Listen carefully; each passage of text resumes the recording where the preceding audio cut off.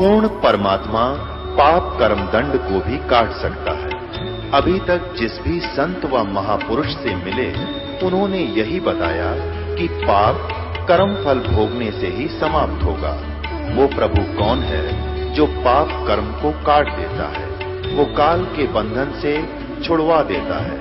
उसका क्या नाम है, पूजा की विधि क्या है? कृपया अवश्य सुनिए जगत गुरु तत्वदर्शी संत रामपाल जी महाराज के अमृत वचन। राजा आ रहा था और एक बहन भगतमती वो उसी नगर की थी और उसके नगर के पास परमात्मा का आश्रम था छोटा सा। वो राजा जो भगत बन गया था वो नीचे से जा रहा था गली से। वो लड़की ऊपर से कोई कूड़ा करकट उठाकर और नीचे डाल दिया उसने। डालने के बाद देखा तो एक व्यक्ति पे गिर गया और लड़की झांक कर देखा। फिर बाद में वो रोले मचाने लग गया, तूने ये क्या कर दिया, कौन है तू बदतमीज। तब उसने देखा झांक कर को हो तो किसी आदमी पर गिर गया और आंखें लाल करके कहता है, काश मैं आज राजा होता तेरे टुकड़े टुकड़े कर देता, तूने मेरा सारा हुलिया बिगाड़ दिया। वो कहने लगी, भाई साहब गलती होगी, मैंने देखा को नहीं, माफ कर दो, मैं आज राजा होता तुझे बता देता। तो वो लड़की ने सोची, भाई यू क्या मतलब है, राजा क्यों कहता है। अब वो लड़की भी आश्रम में आना था, उधर से उसने भी गुरुजी से मिलने जाना था। वहाँ वो सारे इकट्ठे हुए। जब उसने देखा तो वो आदमी है जो रास्ते में इसके ऊपर गलती से कूड़ा गिर गया था। तो परमात्मा से पूछा, गुरुदेव ये भगत है, ये कभी राजा था? कहा, बेटी ये बहुत बड़ा राजा था, अब्राहिम सुल्तान अदम नाम है इसका, बल्ख बुखारे का राजा है। अच्छा ये था वो, कहा। परमात्मा ने पूछा क्या बात थी? कि महाराज ऐसे ऐसे ये आया ना, जब मेरे से गलती से कूड़ा गिर गया, मैंने ध्यान नहीं करा, मैं तो यहाँ नहीं की चिंता में थी। इसके ऊपर जब कूड़ा डला तो इसने बहुत बुरा बोला, तो मेरे तो बहुत गालियाँ दी और कहा, यदि आज मैं राजा होता तेरे टुकड़े टुकड़े कर देता। कहा, अच्छा बेटा कोई बात नहीं, ये राजा था बेटी, इसमें कोई शक नहीं, बहुत बड़ा राजा था। अब कुछ देर के बाद उसने प्रार्थना की कि गुरुदेव आपके दास को सार नाम की दया करो, यदि योग्य हो गया हो। तो परमात्मा बोले, बेटा अभी तो तू राजा है, जब दास बने ना जब आइए, 1 वर्ष का समय दे दिया। अब वो कहना, जी मैं तो आपका दास हूँ। हे मालिक अब कहाँ राजा, मैं तो आपका दास हूँ। कहना, बेटा ये तो ऊपर ले मन तो बोल रहा है, तू अंदर से राजा है। अब उसको न्यू नहीं डिक्लेयर किया, यूँ किस कारण से कहा, अगला 1 वर्ष के बाद आना। अब गुरु जी का आज्ञा सिरोधारिये, उठ कर चल पड़ा जैसे आपकी आज्ञा हो। 1 वर्ष के बाद निर्धारित समय और निर्धारित दिन के इस समय तक आना है तेने वहाँ उस दिन। और परमात्मा ने कहा, बेटा अब कई रास्ता तो वहीं तेरे घर के पास से आओगा, इसके ऊपर भैंसों का गायों का गोबर और मूत थोड़ा सा पानी मिलाकर बाल्टी तैयार रखिए, और जब यूँ तेरे घर से नीचे का इसको ऊपर चोटी में गिरिए इसके। वो लड़की तो सवेरे बना के सारा सामान तैयार होगी, और ने देखा कद से आवेगा, उसने आना ही था क्योंकि निर्धारित समय दे रखा। वो नीचे से आ रहा था, उस लड़की ने जचा के ऊपर तो तरडा ला दिया और सारा उड़िया बिगाड़ दिया उसका। और फिर ने बोली, भाई साहब गलती होगी मेरे ते, माफ़ करियो। ने बोला, बहन कोई बात ना, माटी पर माटी ये तो पड़ी है, कोई बात ना, धो लूँगा नहा लूँगा, कोई बात नहीं। अब फिर वो नहा धो के, गर्मियों का समय था, थोड़ी देर में कपड़े सूख साख गए। फिर वो आया, वो लड़की उससे पहले पहुँच गई। परमात्मा ने पूछा, बेटा करा काम? हक्का कर दिया जी। तो क्या प्रतिक्रिया थी इसकी भगत की? वो लड़की बोली, जी आज नो बोल आयु कि कोई ना बहन, ये तो माटी पे माटी पड़ी है, धो लूँगा साफ हो जाएगी, कोई बात नहीं। कहा, बेटा आज यूँ योग्य हो गया सार नाम के, आज दूंगा इसने। फिर वो आया, चरणों में प्रणाम किया कि गुरुदेव आपका दास योग्य हो गया हो तो दया करियो दाता। ने बोला, बेटा आज तू राजा नहीं है, आज तू दास है, और दास है तो मेरा खास है। बोला, जी ना राजा नहीं था मैं। ना बेटा उस दिन तू राजा था, इस लड़की ने तेरे ऊपर वो कूड़ा डाला था, क्या बोला तू उस दिन? हाँ जी, उस दिन तो मैं कति ढेढ़ था, राजा तो होता कि मैं कर दे, मैं कुछ करण का भी ना था, फिर बकवाद करूं था। ये परमात्मा आपकी दया से आज दास के अंदर दासापन आ गया। तो परमात्मा कहते हैं दासा तन नेड़े नहीं नाम धरावे दास, और पानी के पिए बिना भाई कैसे बुझ जा प्यास। तो पुण्यात्माओं, यही प्रोसेस जो सतनाम और सारनाम का शुरुआत से ही है, और आज यो नाम आपको सहज में मिलने जा रहा है, और आपको इस ज्ञान रूपी क्रेन से यहाँ से निकाल कर सतलोक भेजा जाएगा। बोलो सतगुरुदेव।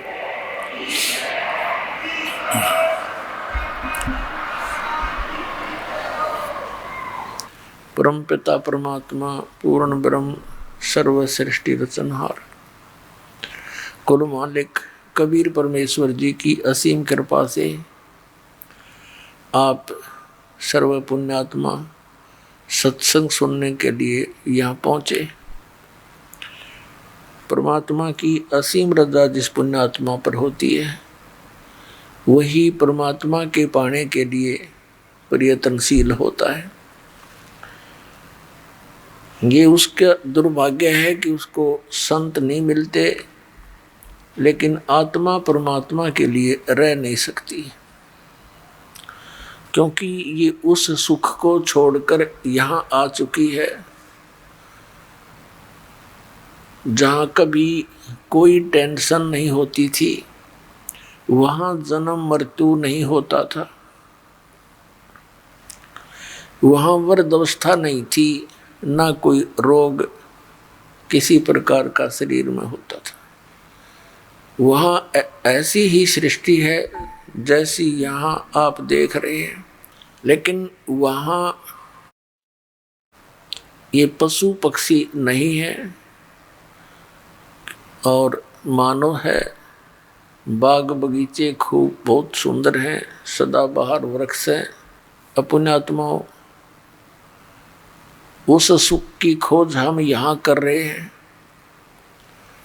और वो सुख यहाँ है ही नहीं, हम मृत्यु को ही प्राप्त हो जाते हैं। इस अपनी आशा लेकर के, जैसे बालक पढ़ रहा होता है तो वो सोचता है कि मैं शिक्षा ग्रहण करके और बढ़िया नौकरी प्राप्त करूँगा, सर्विस प्राप्त करूँगा, फिर मैं सुखी होऊंगा। जब उसको सर्विस प्राप्त हो जाती है, विवाह हो जाता है, फिर बच्चे हो जाते हैं, उनकी परवरिश में लगा रहता है, फिर वो सोचता है कोठी बना लूँ, बस फिर आनंद हो जाएंगे। कोठी भी बना ली है, फिर संतान हो जाती है, फिर कहता है कार ले लूँ, बस मौज हो जाएगी। ये सारा कुछ सोचा, उसमें भी कोई मौज नहीं पाई। फिर सोचता है कि बुढ़ापे में सुख होगा। अब तो बच्चों की परवरिश में मैं अपना टाइम नहीं निकाल पा रहा। अब बुढ़ापे में यानी वृद्धावस्था में तो जिए जाने का जिसा सुख होगा। कदे आंख बनवानी, कदे गोडे दुख हैं, कहीं बीपी हाई हो जा, कभी लो होगा, कदे खांसी कफ पकड़ ले गले ना आकर के, और 36 प्रकार की टेंशन बढ़ जाती है।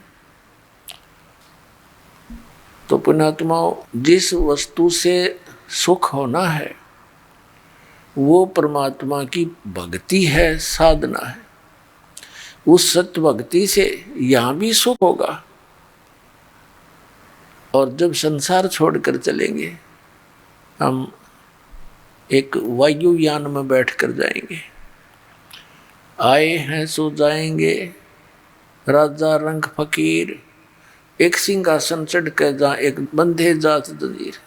जो व्यक्ति भक्ति नहीं करता, यदि साधना भक्ति कर रहा है, शास्त्र विधि को त्याग कर मनमानी पूजा करता है, और जो भक्ति नहीं कर रहा, ये व्यक्ति फिर बहुत दुर्गति को प्राप्त होकर मरते हैं, और मृत्यु के उपरांत इनकी बहुत बुरा हाल होता है।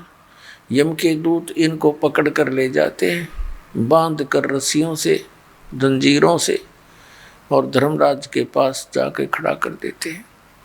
और जो परमेश्वर कबीर जी की सत भक्ति करते हैं उनको परमात्मा जहाज में बैठाकर और सतलोक ले जाता है। अपने आत्मा ये हमने पहचान लिया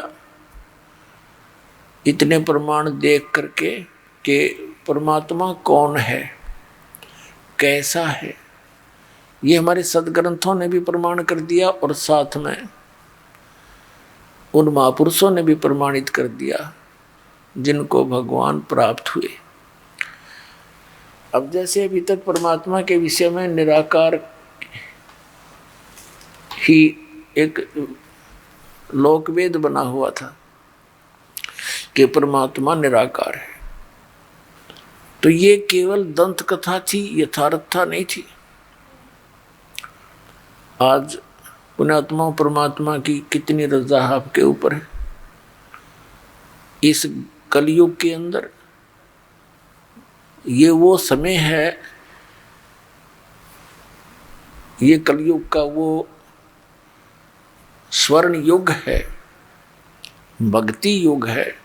इसमें मोक्ष प्राप्ति होगी, सतलोक मिलेगा।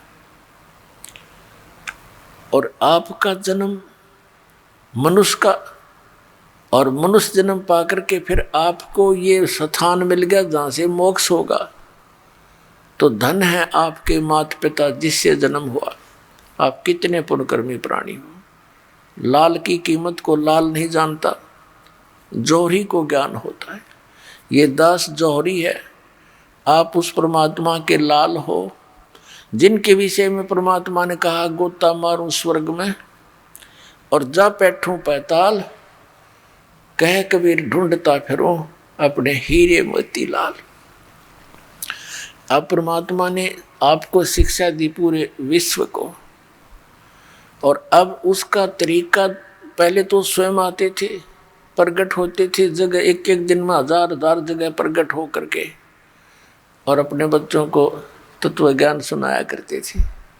उनको चार्ज कर जाते थे, उस भक्ति को करवाते थे, लेकिन कुछ दिनों के बाद हम फिर भूल भाल जाते थे, संसारिक लोगों की बातों में आ जाते थे और परमात्मा को एक सिंपल संत मानकर हम उससे विमुख हो जाते थे।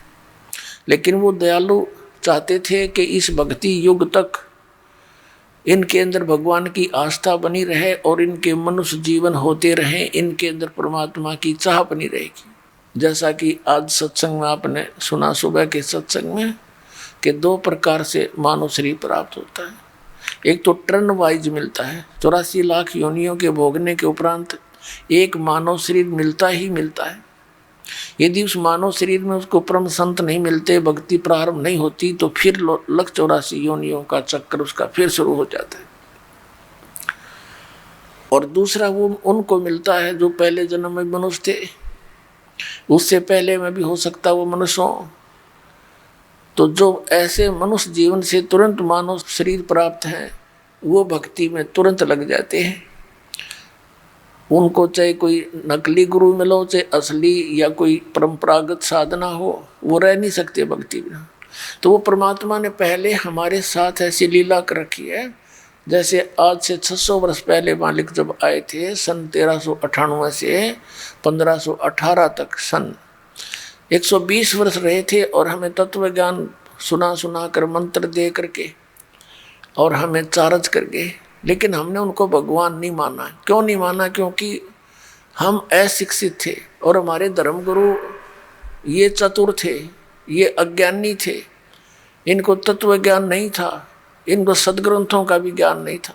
लेकिन ये संस्कृत भाषा अवश्य जानते थे और संस्कृत भाषा के कारण इन्होंने परमात्मा को फेल कर दिया कि सभी सदग्रंथ संस्कृत भाषा में लिखे हैं। और कबीर तो एक जुलाहा है, धानक है, ये शूद्र जाति का है, ये सदग्रंथों को कैसे समझ सकता है? इसने कोई ब्राह्मण इसको पढ़ा नहीं सकता। और ब्राह्मण ही उस समय शिक्षा के अधिकारी थे। अपनात्मा, लेकिन उस लीला, उस मालिक की लीला ने ये काल क्या जान सकता है? यदि उस समय परमात्मा ब्राह्मण वर्ण में होते और शिक्षा ग्रहण कर लेते और वो ये बातें बताते तो फिर भी किसी ने नहीं मानना था। लेकिन आज ये ना यकीन होता, विश्वास होता है कि कबीर इज गॉड, तो ये कहने वाले मिल जाते कि ये ब्राह्मण था, इसने संस्कृत पढ़ ली और समझ में आ गई थी, इसने जान लिया होगा उसमें। ये एक न्यारी कृपा करके कह दाता कि आज हम उनके सामर्थ्य से ये जान जाएंगे कि कबीर परमात्मा है, क्योंकि उनको संस्कृत का ज्ञान नहीं था लेकिन सब ग्रंथों का ज्ञान था और अपने सिंपल लैंग्वेज में उसको बोलकर सच्चिदानंद घन ब्रह्म की वाणी कबीर वाणी में लिपिबद्ध करवा गए थे, जो आज हमारे सामने प्रमाणित है। तो पुण्यात्माओं, सबसे पहले आज के सत्संग में आपको थोड़ा सा ये सिद्ध करते हैं कि परमात्मा साकार है या निराकार। उसके बाद फिर आपको बताएंगे कि मोक्ष होगा कैसे। हमें परमात्मा का भी पता लग गया कि कबीर इज गॉड, और ये भी पता लग गया सदग्रंथों में कि परमात्मा साकार है, मनुसदृश्य है।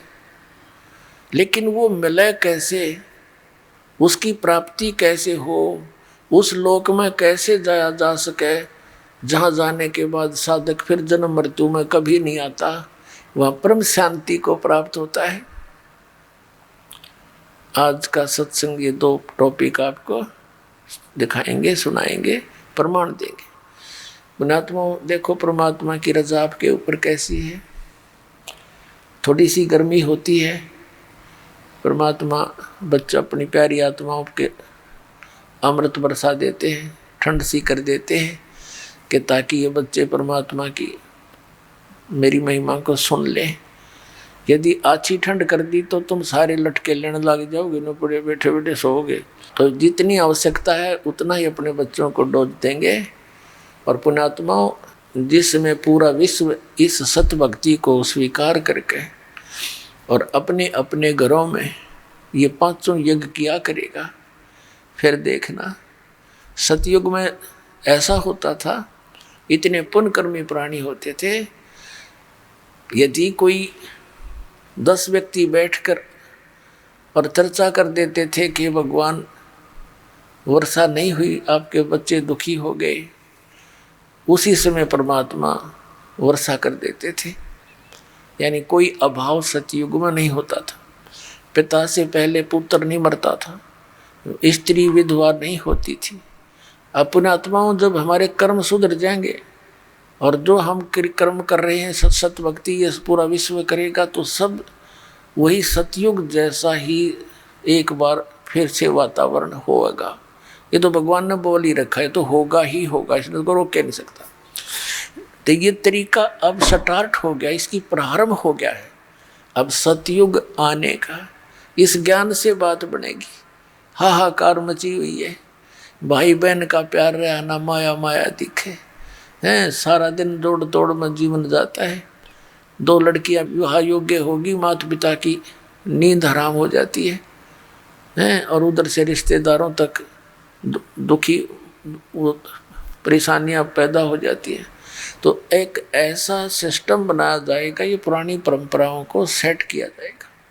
ये हमारी भक्ति बाधक है। और ये तो एक जिनको ज्ञान नहीं वो करते हैं ये डीजे पीजे। बता परमात्मा कहते हैं कि झूठे सुख को सुख है, यू मान रहा मनमोद, यू सकल से बिना काल का, कुछ मुख में कुछ गोद। अब जैसे एक लड़के का विवाह था, सारा परिवार डीजे का नाचर बेगनता रखा है। अगले दिन वो बारात जा रही थी, जिस गाड़ी में दुल्हा था 7-8 उसके साथी थे, एक टैंकर के टकरा के मृत्यु को प्राप्त हो गए। 7-8 आदमी थे कार में, सारे मर गए अगले दिन। फिर समाचार पत्रों में उनके चित्र थे, उनकी बहनों के और माता पिता के रोते हुए के बाल पाट रहे थे, टक्कर मार रहे थे। अब बजा ले डीजे। ये नानक साहिब जी को कहा करते लोग कि आप कभी खुशी नजर नहीं आते, मायूस से रहते हो। तो वो कहा करते ना जाने काल की कर डारे, किस विध ढल जा पासावे, और जिनाते सरते मौत खुड़कती उन्होंने केड़ा हंसावे। या ना जाने कब के बिजली गिर जा, हरियाणा डांस से नाचे, ये तो शराब नशे में कर सकता है ये आदमी ऐसे काम, होश हवास में ये गलती नहीं कर सकता, विशेषकर भगत तो कर ही नहीं सकता। और भगत होकर ऐसा करता है फिर उसका भक्ति का कोई रंग चढ़ा नहीं, वो तो संसार के ही रंग में रंगा हुआ है। तो नानक साहिब जी से फिर पूछा करते थे, हे भगवान क्या आप कभी प्रसन्न नहीं होते, आप कभी खुशी नहीं मनाते? आदरणीय नानक साहिब जी कहा करते कि साध मिले साढ़े शादी होंदी, विछड़ जा दिलगिरी वे, अख दे नानक सुनो जिहाना, मुश्किल हाल फकीरी वे। कि जब सत्संग होता है, सत्संग क्या करते थे नानक साहिब जी, कहते थे जब सत्संग होता है और मेरे बच्चे वापस आते हैं तो मुझे खुशी होती है, और जब ये यहाँ से जाते हैं सत्संग होने के बाद अपने अपने घरों को, तो मुझे चिंता लग जाती है कि कहीं काल के दूत मेरे इस बाग को खराब ना कर दें, किसी पौधे को कीड़ा ना लग जाए, यानी कोई काल का दूत भ्रमित ना कर दे। क्योंकि नानक साहिब जी के विरोधी बहुत थे, पूरा हिंदू समाज विरोधी था, सब ब्राह्मण विरोधी हो गए कि तो ब्रह्मा विष्णु महेश को कुछ नहीं समझता, इनसे ऊपर भगवान बताता है। तो कहते थे कि जब ये मेरे बच्चे वापस आ जाते हैं साधु संगत, तो मेरी खुशी का ठिकाना नहीं रहता कि ये बचे हुए हैं काल के दूतों से। तो कहते थे साध मिले साड़ी शादी होंदी, ये भक्त आते हैं सत्संग होता है वो हमारी शादी है, विवाह है, वो खुशी है। साध मिले साढ़े शादी होंदी, विछड़ जा दिलगिरी वे, अख दे नानक सुनो जिहाना, या मुश्किल हाल फकीरी वे। फकीरी माने भक्ति, मुश्किल हाल फकीरी वे, कि ये भक्ति इतनी कठिन बना दी इन लोगों ने, क्योंकि हमारी मर्यादा जो है वो समाज से मेल नहीं खाती, और समाज से मेल ना खाने से अन्य समाज के लोग हमारे भक्तों के साथ एक विशेष वाद विवाद करते हैं, और कुछ कमजोर व्यक्ति के भक्त समाज लोक लाज में आके और मर्यादा तोड़ देते हैं। मर्यादा टूट जाने के बाद फिर परमात्मा साथ नहीं देता। तो पुण्यात्माओं, हमने इन सब व्यवस्थाओं को सेट करना है। बुद्धिमान समाज है, कोई किसी के ऊपर जो दास नियम बताता है, ये कोई थोपे नहीं जाते, ये विद इसको पूर्ण ज्ञान के साथ आपको बताया जाता है कि ये करने से हमें भक्ति में यह हानि होगी, और ऐसा न करने से हमें ये लाभ होगा। तो फिर बुद्धिमान समाज इसको स्वीकार कर रहा है। छोटे छोटे बच्चे भी आते हैं, कहते हैं जी मेरे पापा ने मेरे से बीड़ी मंगा ली, बंडल मंगा लिया, बहुत रोते हैं, मेरा नाम टूट गया। पापा तो बीड़ी पीवे और पुत्र माँ के साथ आकर ऐसी अच्छी शिक्षा ग्रहण करता है, तो उस पापा को भी समझना पड़ेगा एक दिन, और वो छोड़नी पड़ेंगी सारी बुराई। एक कह रहा था व्यक्ति ने बोला, मेरे को तो इस मेरे पुत्र ने लाइन पर लाया, जब मैं बीड़ी पीऊँ ये उठ कर चला जा, और मुझे इसमें प्रेम गढ़ा, और बीड़ी नो का पापा ये अच्छी चीज़ नहीं, इसको छोड़ दे। तो आखिर में मनवा छोड़नी पड़ी। एक भक्त कह रहा था जी मैंने अपने लड़के से बीड़ी मंगा ली बंडल दुकान से, लेकिन वो डर के मारे चला तो गया। दुकानदार से बोला अगले एक थैली लेगा साथ में या पॉलीथीन की, नो बोला इसमें डाल दे, मैं ना हाथ लाऊं इसके, और नो लटका के ले आया। नो बोला ले पापा पकड़ तेरी बंडल। वो कहने लगा क्यों ऐसे क्यों लाया तू? मेरा नाम टूट जा, 5-6 वर्ष का लड़का था, मेरा नाम खंडित हो जाएगा, जा हाथ लग गया इसके। तो बुद्धिमान व्यक्ति था, वो भी कहने लगा उस दिन मेरे एकदम जैसे घड़ों पानी पड़ जाया करे। अरे यू बालक तो इतनी समझ रखता है, इतनी बुरी चीज़ हाथ लाने में पाप इसके, और मैं पी रहा हूँ। ने बोला मैंने उससे दिन तोड़ दी, वह सारी बीड़ी उसके बाद छुआ नहीं और नाम ले लिया आके। तो पुण्यात्मा ऐसे सुधार हो गए। अब पुण्यात्मा ये शराब कोई पीने की चीज़ है। एक बार दास दिल्ली के अंदर सत्संग करने गया था, पाठ करने किसी, तो उनका एक चाचा था, वो उनके घर से थोड़ा बाहर साइड में रहता था। उसकी चाची आई रोने लग रही बुरी तरह। तो मैंने कारण पूछा, माँ भैया क्यों रो रही है बहन बेटी? उसने बताया, जी मेरा चाचा पालम एयरपोर्ट पे अच्छे सर्विस करता है और सारी की शराब पी जाता है। इनके घर पे कई बार तो आटा भी नहीं होता, यहाँ से ले जाती है। आज से लगभग 10-12 वर्ष पहले की बात है। वो कह रहा था ये लगभग 20,000 रुपये लेता है और कर्जा कर रखा है इसने शराब पी पी के। अपने आत्माओं, वो छोटी छोटी बच्ची थी उसकी, 3-4 लड़कियां थी, लड़का नहीं था उसमें। तो वो लड़कियां भी बताती हैं कि महाराज जी मेरा पापा आया करे ना जब घर पे, हम तो आते मेरी माँ को पीटे हैं, हम माँ को छुटाते हैं तो हमें भी पीटता है। वो बड़े वाली थी, 12-13-14 वर्ष की। वो कहती थी मैं तो अपनी माँ के ऊपर गिर जाती हूँ जब मेरी माँ को पीटता है, और मेरी छोटी बहनें चारपाई के नीचे घुस जाती हैं डर की मारी। बताओ, अरे जिस पापा ने उन बच्चों को सीने से लगाना चाहिए था वो इस शराब पी का आवे और वो उससे छुपते फिरे। अब शाम फिर हम अगले दिन सुबह सुबह जा रहे थे घूमने के लिए, 3 दिन का पाठ करते थे, मेरे साथ 2-3 भक्त थे। तो वो बहन रास्ते में खड़ी पाई और कहने लगी जी, और गेल उसकी सास आई, कहने लगी जी आ जाओ थोड़ी देर बैठ कर जाओ, चाय पानी बनावांगे। वो हम बैठ गए, हम चल कि इसका पति आया हुआ है उसने कुछ समझा दो। हम वहाँ जाकर बैठ गए, हम उसके आंगन से मैं बैठ गए। गर्मियों का दिन था, सुबह सुबह छाया थी, सूर्योदय हुआ ही था और वो जा रहा था घूमन फिरन सैर सपट्टे को, उसकी इंतजार में हम बैठ गए। उधर से उस बहन ने चाय बनाने के लिए एक डेगची चढ़ा दी चूल्हे पे, पानी डाल लिया और उसने उसके नीचे अग्नि जला दी। घर पर ना चीनी ना चा ना दूध। अब वो उस चूल्हे दौरा बैठी, लकड़ी जला, कम से कम आध घंटा हो गया। तो हमने सोचा, मैं कहा भाई क्या ना वो आया, और माँ बेटी हम भी घूम आते हैं, वो फिर मिल लेंगे उस तरह के। और हमने सोचे थे माँ चलिए चाय चढ़ा रही है, चाय पी के चलेंगे, हम नो ज़्यादा देर लगा दी। तो हम कहने लगे उठ के हम चला उसकी सास को, हम माई हम घूम आते हैं।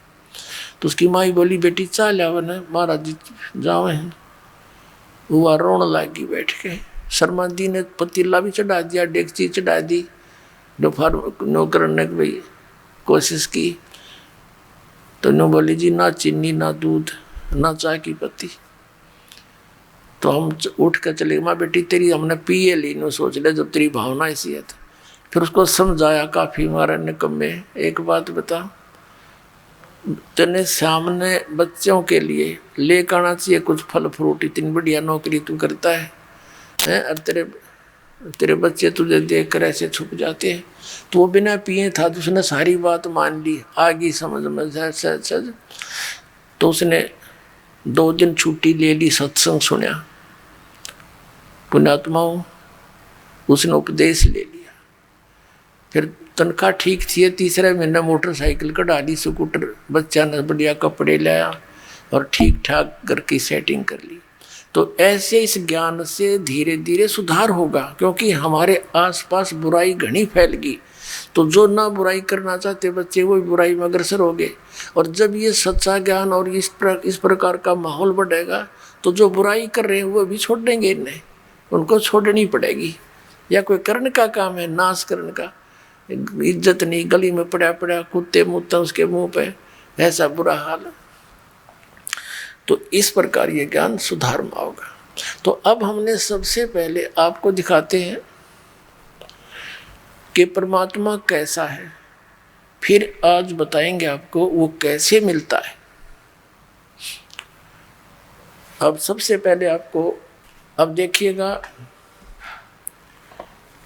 अपने आत्मा ने तो ईसाई धर्म के व्यक्ति श्रद्धालु उनके जो गुरु हैं वो अपने पवित्र शास्त्र से परिचित, पवित्र बाइबल पवित्र ईसाई धर्म का एक प्रमाणित सदग्रंथ है, और वो क्या बताता है, और ईसाई धर्म के अंदर कौन सी लोक वेद चल रहा है कि गॉड इज फॉर्मलेस, परमात्मा निराकार है। और पवित्र बाइबल क्या बताता है देखिएगा, पवित्र बाइबल संपूर्ण अध्ययन बाइबल, ये है संपूर्ण बाइबल। इसके प्रबंधक संपादक हैं डेविड स्टुअर्ट, अंग्रेजी में प्रधान संपादक Donald C Stamps M division DV, संयुक्त संपादक जे वेस्ले आदम्स PhD, संपादक ये सारे इनके फुल लाइफ स्टडी बाइबल। अब इसकी कति स्टार्ट में बिल्कुल उत्पत्ति के अंदर ये देखिएगा, ये सृष्टि की यहाँ से शुरू होती है, इसके यहाँ से 4 पृष्ठ से जेनेसिस यानी सृष्टि उत्पत्ति आरंभ। आदि में परमेश्वर ने आकाश और पृथ्वी की सृष्टि की। पृथ्वी बेडौल और सुनसान पड़ी थी, गहरे जल के ऊपर अंधियारा था। परमात्मा का आत्मा जल के ऊपर मंडराता था। जब परमेश्वर ने कहा कि उजियाला हो तो उजियाला हो गया, और परमेश्वर ने उजाले को देखा अच्छा है, और परमेश्वर ने उजियाले को अंधेरे से अलग किया। और परमेश्वर ने उजियाले को दिन और अंधियारे को रात कहा। सांझ हुई भोर हुआ, इस प्रकार ये पहला दिन हुआ। तो ऐसे फिर ये दूसरा दिन हुआ और कुछ रचना की, फिर तीसरा दिन हुआ, ऐसे कुछ, अब चौथा दिन। यहाँ फिर सांझ हुई भोर हुआ, चौथा दिन हुआ। अब हम यहाँ आ जाते हैं 5वें दिन पर। भोर हुई, ये प्रश्न नंबर 5 पे यहाँ लिखा कि भोर हुई, सांझ हुई, भोर हुआ, और इस प्रकार ये 5वां दिन। अब हम 6वां दिन पढ़ाएंगे। फिर परमेश्वर ने कहा, हम मनुष्य को अपने स्वरूप के अनुसार अपनी समानता में बनाएं। वे समुद्र की मछलियों और आकाश के पक्षियों और घरेलू पशुओं और सारी पृथ्वी पर और सब रेंगने वाले जंतुओं पर जो पृथ्वी पर रेंगते अधिकार रखे। तब परमेश्वर ने मनुष्य को अपने स्वरूप अनुसार उत्पन्न किया। अपने ही स्वरूप के अनुसार परमेश्वर ने उसको उत्पन्न किया, नर और नारी करके उसने मनुष्य की सृष्टि की। अपने आत्माओं, परमात्मा ने मनुष्य को अपने जैसा बनाया और नर नारी करके उनकी उत्पत्ति की। तो भगवान कैसा नर आकार हुआ सिद्ध? हरि ने पूछ ले परमात्मा कैसा है? God is formless. एक तंत्र कथा बना रखी। अब परमात्मा कहा करते, मोती मुक्ता दर्शत नाई, ये जग है सब अंदरे, दिखत के तो नैन चश्म, इनका फेरा मोतिया बंदरे। ये दिखत थे विद्वान और इनका फिर रहा था मोतिया बंद अज्ञान का। अब आगे देखना, एक और कंसेप्ट क्लियर कर क्या है इस पवित्र बाइबल में, कि परमात्मा का आदेश किसी भी व्यक्ति को मांस खाने का नहीं है। देख क्लियर होगा। अब यहाँ 5वें पृष्ठ पढ़ रहे हैं हम, प्रथम अध्याय का, और 26वां श्लोक हमने पढ़ लिया।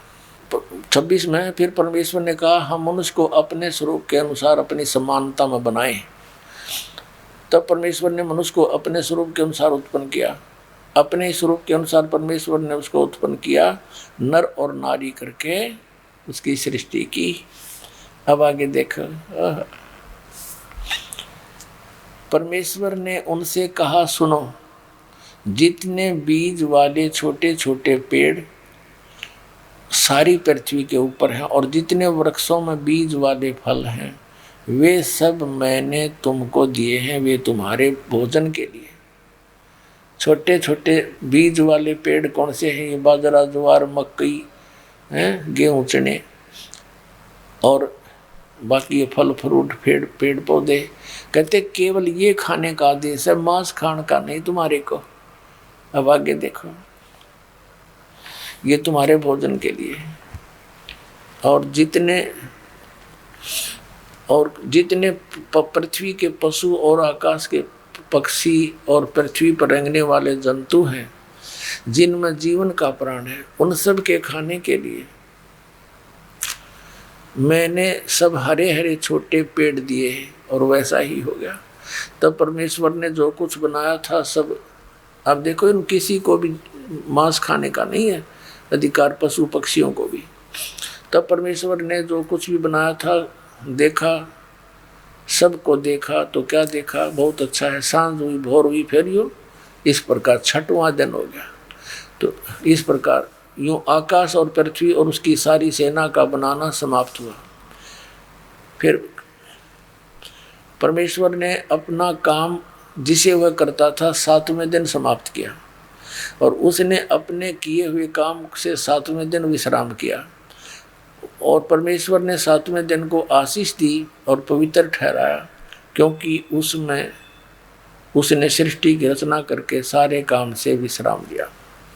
अपने आत्मा, अब ये जिसने ये सारी सृष्टि रची वो परमात्मा सत्पुरुष है।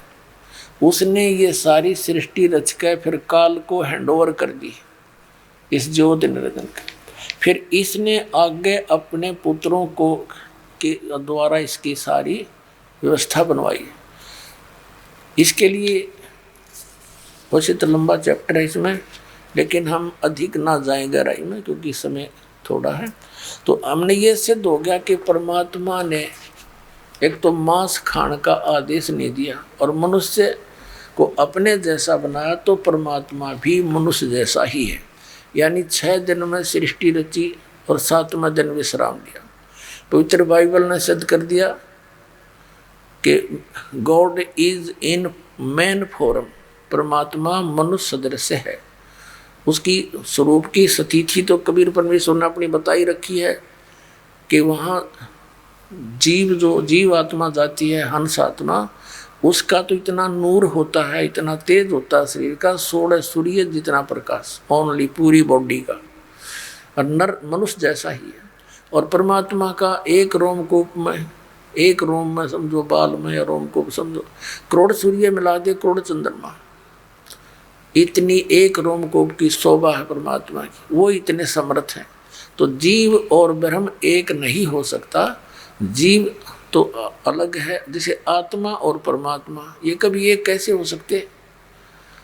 एक जैसे मनुष्य जो है एक मजदूर व्यक्ति है, एक राजा है, दोनों ही मनुष्य हैं, लेकिन उनके समर्थता में बहुत अंतर है। ऐसे ही आत्मा और परमात्मा में भिन्नता है। अब इसके साथ साथ आप किसी मुसलमान धर्म से के किसी श्रद्धालु से पूछिए परमात्मा कैसा है, कहते हैं परमात्मा तो बेचून है। बेचून माने निराकार। और पवित्र कुरान शरीफ हमें क्या संकेत दे रही है? देखिए, ये कुरान शरीफ है, इसके विषय में लिखा है कि यह इस फारसी की यहाँ पर अरबी भाषा का ये हिंदी अनुवाद, यह वह इल्हामी किताब है जिसमें कोई संदेह की गुंजाइश नहीं। यानी इसमें जो लिखा वो हमने पूरा मान्य है, ये मुसलमान भाइयों की तरफ से है। इसमें जो लिखा है इसमें कोई अगर मगर करने की जरूरत नहीं, हमने ये फाइनल है, इसमें सच लिखा है। ठीक, अब ये कहाँ से छपी है? मुतरजमा, ये इसका अर्थ है शास्त्रीय अरबी पदवी पर नागरी लिपि में। रूपांतरकार हैं नंद कुमार अवस्थी, और ये शेरवानी संस्करण। ये कहाँ से छपा है?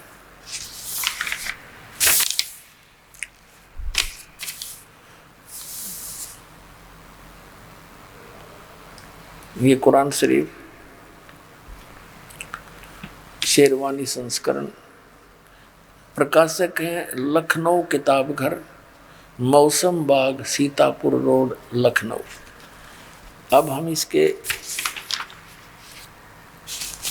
ये मुद्रक भी यही है, मुद्रक है लखनऊ पब्लिशिंग हाउस, वो है 37 कैंटोनमेंट रोड, लखनऊ। अब हम इसके सूरत फुरकानी 25 में पहुंचते हैं। ये पृष्ठ 604 पर, पृष्ठ 604 पर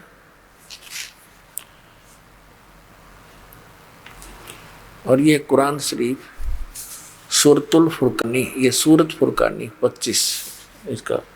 यहाँ हम नीचे देखेंगे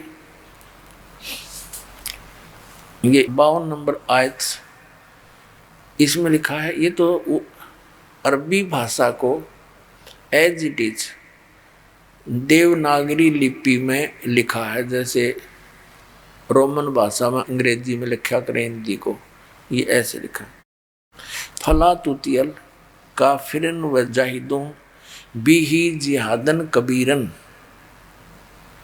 अब इसमें कंसेप्ट कति क्लियर है, ये कबीर शब्द है। कबीरन जैसे संस्कृत में जैसे उत्तमम लिखते हैं, उत्तमम वो मैं हटा दिया जाता है, लास्ट वाला अलंत वाला उत्तम रह जाता है, तो ऐसे कबीरन ये कबीर शब्द है सीधा। इसका कंसेप्ट थोड़ा सा और क्लियर करना पड़ेगा। ये पवित्र कुरान मजीद है, इसका नाम बदल रखा है, बाकी अक्षर का भी अंतर नहीं है। देखिएगा ये कुरान मजीद है, मुतरजम अरबी, ऑफिस प्रकाशक है ऑफिस बुक डिपो, 422 मटिया महल जामा मस्जिद दिल्ली 6।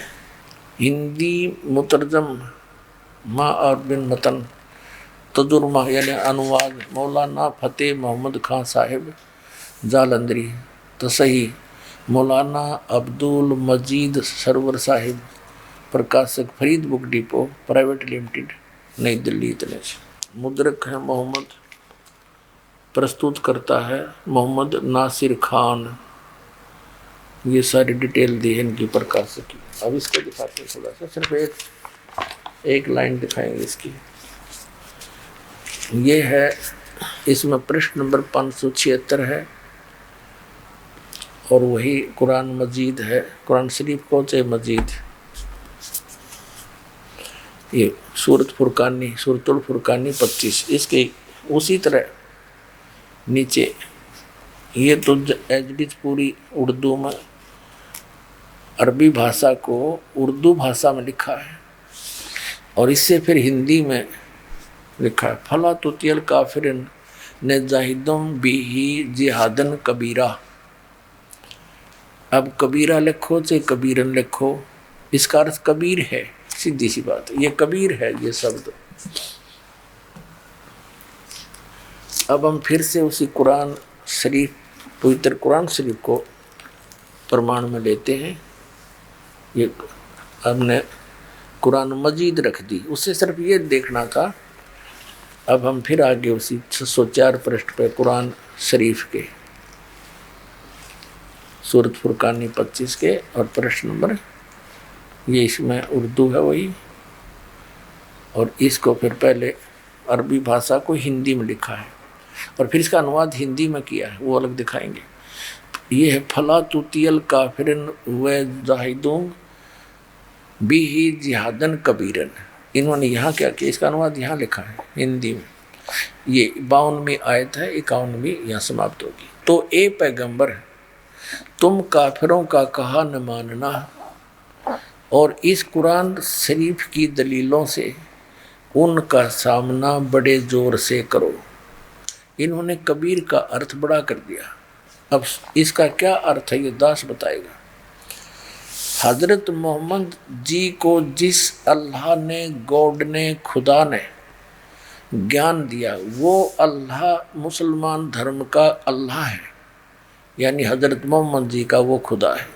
और इनका मानना है कि हजरत मोहम्मद जी को ज्ञान खुदा ने दिया, उसका कारण चाहे आकाशवाणी रहा हो या कोई फरिश्ते को आदेश दिया, उसने जो का त्यों सुनाया, उस उनके अल्लाह का फरमान, आदेश, और या कोई वह आई, वह बोले हैं जैसे हजरत मोहम्मद जी कपड़ा उड़ कर लेट जाते थे, उनके अंदर कोई चीज बोल रही थी, कोई फरिश्ता प्रवेश करके, और सारा कांपने लग जाते थे, फिर आवाज़ आती थी, लिखने वाले लिख देते थे। इस प्रकार कुरान शरीफ की इन आयतों का यानी कुरान शरीफ का ये रिटर्न कार्य हुआ। अब इसमें क्या बताया है, हजरत मोहम्मद का जो खुदा है वो कह रहा है हजरत मोहम्मद को, जो कुरान शरीफ का ज्ञान दाता है, वो कह रहा है कि मैं तुझे जिस कबीर नामक अल्लाह के विषय में जानकारी दे रहा हूँ, ये वो परमात्मा है जिसने सारी सृष्टि की रचना की है और जिसने 6 दिन में सब सृष्टि रची और 7वें दिन तख्त पर जा बैठा है, ये कबीर नामक अल्लाह है। और ये पाप नाशक है, ये अपने भक्तों के, अपने उपासकों के गुनाहों को भी खूब खबरदार है, खूब जानता है, उनको नाश कर सकता है। तो उसकी खबर, जिसने 6 दिन में सृष्टि रची, 7वें दिन तख्त पर जा विराजा, वो परमात्मा कबीर है। उसकी खबर किसी बाखबर से पूछ देखो। बाखबर माने तत्वदर्शी संत से, यानी वेल नोन, पूर्ण परिचित परमात्मा का पूर्ण परिचित संत हो, उससे पूछो। कुरान शरीफ का ज्ञान दाता उस परमात्मा के विषय में ज्ञान नहीं जानता, वो कहता है उस परमात्मा के बारे में किसी तत्वदर्शी संत से पूछ ले, और वो ही है जिसने सारी सृष्टि रची, सब मनुष्य जीवों की उत्पत्ति की और 6 दिन में सृष्टि रचकर 7वें दिन तख्त पर जा विराजा, वो कबीर अल्लाह है। इसी प्रकार श्रीमद् भगवद गीता अध्याय नंबर 4 के श्लोक नंबर 34 में गीता ज्ञानदाता भी कंप्लीट ज्ञान नहीं रखता उस परम पिता के बारे में। उसने भी यही कहा है कि उस तत्व ज्ञान को, जो परमात्मा के विषय में जानकारी कंप्लीट है जिसमें, उस ज्ञान को तू तत्वदर्शी संतों के पास जाकर समझ। जो कुरान शरीफ का ज्ञान दाता है वही श्रीमद् भगवत गीता का ज्ञान दाता है, ये समझ लेना। अब आपको फिर दिखाते हैं, देखिएगा। अब हम यहाँ पढ़ रहे थे प्रश्न नंबर 604 पे, अब 605 पे पढ़ा। 605 पे ये अनुवाद पढ़ा इस अरबी भाषा की आयत का, आयत नंबर 52 का, ये 51 यहाँ खत्म होगी, ये 52 है। इस 52 का यहाँ अनुवाद किया है इन्होंने हिंदी में। अब कुरान शरीफ का ज्ञानदाता कहता तो ए पैगंबर यानी ए हजरत मोहम्मद, तू काफिरों का कहा ना मानना। जो कबीर को परमात्मा नहीं मानते वो काफिर हैं, वो अन्य देवी देवताओं की पूजा करते हैं, बुतों की, जो ना उनको लाभ दे सकते ना हानि कर सकते। तो काफिरों का कहा ना मानना। और इस कुरान यानी इस से यानी कुरान की दलीलों से जो मैं तुझे ज्ञान दे रहा हूँ से उनका बड़े जोर सामना जोर से करना। अब जिहाद माने झगड़ा नहीं है। अब इसका अर्थ क्या पुण्यात्माओं कि कुरान शरीफ का ज्ञानदाता कह रहा है कि जो कबीर नामक अल्लाह है वो पूर्ण परमात्मा है, समर्थ है। और ये जो काफिर हैं, अन्य उपासना करते हैं, ये उसको भगवान नहीं मानते। तू इनकी बातों में मत आना और इनके साथ डटकर मुकाबला करना, झगड़ा नहीं करना, यानी इनकी बात नहीं मानना। सीधी सी बात है, वो कबीर परमात्मा के लिए तू संघर्ष करना। अब आगे देखो, अब आयत नंबर 52 का हमने सुन लिया। 53 का अनुवाद देखेंगे 607 पृष्ठ पे, इन्हीं का किया हुआ है। ये 53वीं आयत यहाँ शुरू होती है। और वो कबीर नामक अल्लाह जिसके विषय में चल रही है बात 52 में, तो वो उसके विषय में कहा कि और वही है जिसने, वो कबीर नामक अल्लाह वही है जिसने 2 दरियाओं को मिला चलाया, एक का पानी मीठा प्यास बुझाने वाला और एक का खारी और कड़वा, और दोनों में एक आड़ और मजबूत रोक बना दी। अब 54 नंबर आयत में क्या कहा, और वही है जिसने पानी की बूंद से आदमी को पैदा किया, फिर उसको साहिबे नसब यानी किसी का बेटा या बेटी, और ससुराल वाला यानी किसी का दामाद बहू बनाया, और तुम्हारा परवरदिगार हर चीज करने पर शक्तिमान है। और अल्लाह यानी काफिर अल्लाह के सिवाय ऐसों को पूजते हैं, अन्य देवताओं को, जो न उनको नफा पहुंचा सकते हैं और न उनको नुकसान पहुंचा सकते हैं। और काफिर तो अपने परवरदिगार से पीठ दिए हुए हैं, मुंह मोड़े हुए हैं। ये पुण्यात्माओं, ये कुरान शरीफ का ज्ञान हजरत मोहम्मद का खुदा उसको बता रहा है। ये मुसलमानों का खुदा है जो पवित्र कुरान शरीफ का ज्ञान दाता है। ये ध्यान रखना, जिसे निष्कर्ष निकलेगा। देखना, अब 55 पढ़ ली। काफिर तो अपने परवरदिगार से मुंह मोड़े हुए हैं, धन्य उपासना करते। अब 56 में, ए पैगंबर, हमने तुमको खुशखबरी सुनाने और सिर्फ अजाब से डराने के लिए भेजा है। और 57 में, इन लोगों से कहो कि मैं तुमसे इस अल्लाह के हुक्म पर कुछ मजदूरी नहीं मांगता। हाँ, जो चाहे अपने परवरदिगार तक पहुंचने की राह इख्तियार कर ले। अब 58 नंबर में, और ए पैगंबर, उस जिंदा, इसका अर्थ कर दिया जिंदा के न चैतन्य, ये जिंदा महात्मा के रूप में परमात्मा कबीर जी मिले थे। वो उस जिंदा पर भरोसा रखो जो कभी मरने वाला नहीं है, अर्थात वो अविनाशी है। और तारीफ के साथ उसकी पाकी बयान करते रहो और अपने बंदों के गुनाहों से अर्थात पापों से वह काफ़ी, इन्होंने ये कबीर का अर्थ यहाँ काफ़ी कर दिया। यह लिखना था, वह कबीर खबरदार है, वो खूब जानता है। ये 58 नंबर आयत है। यहाँ दिए इधर 58 नंबर में यो खबीरा शब्द लिखा है। इवादा ही यू कबीर कहो चाहे खबीर कहो, थोड़ा बोलने में फर्क हो, जैसे अपने लोकल भाषा में फर्क हो जाता है। जैसे पलवल साइड में लोकल व्यक्ति वहाँ के पलवल को परवर बोलते हैं, परवर, वो पलवल नहीं कहते, परवर। और दरिया को वो दरिया बोलते हैं, दरिया। रे को ले को रे बोलते हैं, तो है मतलब वही। तो ऐसे इस भाषा में थोड़ा बहुत अंतर होने से खबीरा लिख दिया। यू है कबीरा, कबीरा को चाहे खबीरा, एक ही बात। देखना, ये इवादा ही कबीरा है।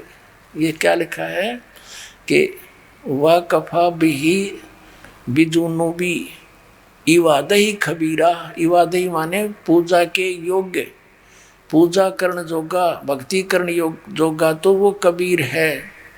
यानी इवादा ही, जैसे कहते हैं ना इबादत, इबादत माने पूजा, इवादा ही माने पूजनीय, वो खबीरा यानी कबीर परमात्मा है। और इसका अर्थ यहाँ किया है, देखना, इस 58 का यहाँ अर्थ किया है इन्होंने।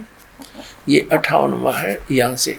ए पैगंबर, उस जिंदा पे भरोसा रखो जो कभी मरने वाला नहीं है, और तारीफ के साथ उसकी पाकी बयान करते रहो, उसकी पवित्रता, उसी की महिमा का गुणगान कर, और अपने बंदों के गुनाहों से वह कबीर। इसने कबीर का इन्होंने काफ़ी कर दिया। खबीर का काफ़ी माने बहुत घना बड़ा, वो खबरदार है। वो कबीर खूब खबरदार है, खूब जानता है। पुण्यात्माओं, जैसे कबीर परमेश्वर अपनी प्यारी आत्माओं को मिलते हैं, उनका नियम है, उनके गुण हैं। तो हमने हिंदू, मुसलमान, सिख, ईसाई, जैनी आदि कितने भी धर्म बना लिए हों, लेकिन हम सब बच्चे तो उसी परमात्मा के हैं। अब जो भी यूँ दिखाई देता पिछला पुण्यकर्मी प्राणी है और इसने काल दुरुपयोग करेगा, जैसे ये राधा स्वामी वाली पुण्यात्मा, अच्छी आत्मा के व्यक्ति थे, काल के कब्जे में आ गए, करोड़ों जीव बर्बाद करवा दिए, उनको परम धनी सिद्ध करके उनकी पूंजी कमाई का नाश करवा दिया, भक्तिहीन बना दिए, आगे साधना ठीक थी नहीं। तो क्या बताता है कि परमात्मा कहते हम मोहम्मद के पास गए थे, हजरत मोहम्मद के पास। हम मोहम्मद को वहाँ ले गए ऊपर, इच्छा रूपी वहाँ नहीं रहो, उल्ट मोहम्मद मैल पठाया, गुज बीरज एक कलमा लाया, रोजा पंग नमाज दे रे, बिस्मल की नहीं बात कही रे। फिर क्या बताते हैं कि मारी शब्द गऊ के तीरम, ऐसे होते मोहम्मद पीरम। कहते हैं जब हम मोहम्मद याद किया रे, शब्द स्वरूपी हम बेग गया रे। मुई गऊ हमने तत्काल जवाई, तब मोहम्मद के निश्चय आई। तुम कबीर अल्लाह दरवेशा, तब मोहम्मद का गया अंदेशा। परमात्मा कहते हैं कि नबी मोहम्मद नमस्कार है, राम रसूल का आया, 1,80,000 को सौगंध जिन नहीं कर चलाया। अरस कुरस पर अल्लाह तकत है, अरस कुरस पर आसमान के आखिरी छोर पर परमात्मा का तकत है। और खालिक बिन नहीं खाली, उसकी नज़र से, उसकी दृष्टि से कोई जीव बचा नहीं है, भले ही वो कितनी दूर बैठा है।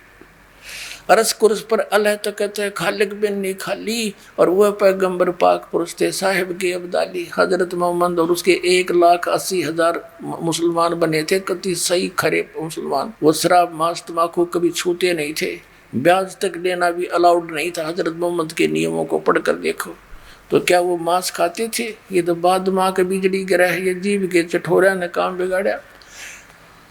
अब जैसे पवित्र हिंदू धर्म है, मुसलमान धर्म का इसलिए विरोध करता था कि वो मांस खाते थे। अब हिंदू धर्म में बिजली गिर गई, और सिख धर्म में कोई मांस का कोई नामो निशान इस ग्रंथ साहिब में लिखा हो कि तब मांस खा लो। शराब और मांस तो इनके लिए गाजर मूली होगी। तो ऐसे समय आने पर उन पवित्र धर्मों में इन काल की प्रेरणा से ऐसे कुरीतियाँ शुरू हो जाती हैं। तो उस समय ये ऐसा नहीं था। तो यहाँ क्या बता रहे हैं कि उस हज़रत मोहम्मद का खुदा यानी कुरान शरीफ का ज्ञान दाता अब क्या कह रहा है। हम फिर से उस चैप्टर पर आते, देखिए ये आयत नंबर 58 हम फिर से पढ़ेंगे। हे पैगंबर, उस जिंदा पर भरोसा रखो। यो चैतन्य तक आप लिख दिया, अपने अनुवाद कर दिया। उस जिंदा पर भरोसा रखो जो जिंदा महात्मा के रूप में तुझे मिला था, जो कभी मरने वाला नहीं है, यानी अविनाशी है वो। और उसकी तारीफ के साथ पाकी बयान करो, उसकी पवित्रता की महिमा आप गुणगान करो। अपने बंदों के गुनाहों से वह काफ़ी यानी कबीर खबरदार है, वो खूब जानता है अपने बच्चों के उनके बुराई जो करते हैं। फिर अब 59 में कमाल कर दिया, जिसने आसमानों और ज़मीन और जो कुछ उनके बीच में है सबको 6 दिन में पैदा किया, फिर तकत पर जा विराजा। वह है अल्लाह बड़ा, यह लिखना था वो अल्लाह कबीर है। अल्लाह कबीर, बड़ा नहीं कबीर लिखना था। ये देखना, ये 59 नंबर आयत है। अरहमानु फसल बिही खबीरन। अरहमानु माने वो बड़ा रहमान दयालु है, खबीरन बिही का अर्थ बड़ा होता है, और कबीरन माने वो कबीर है।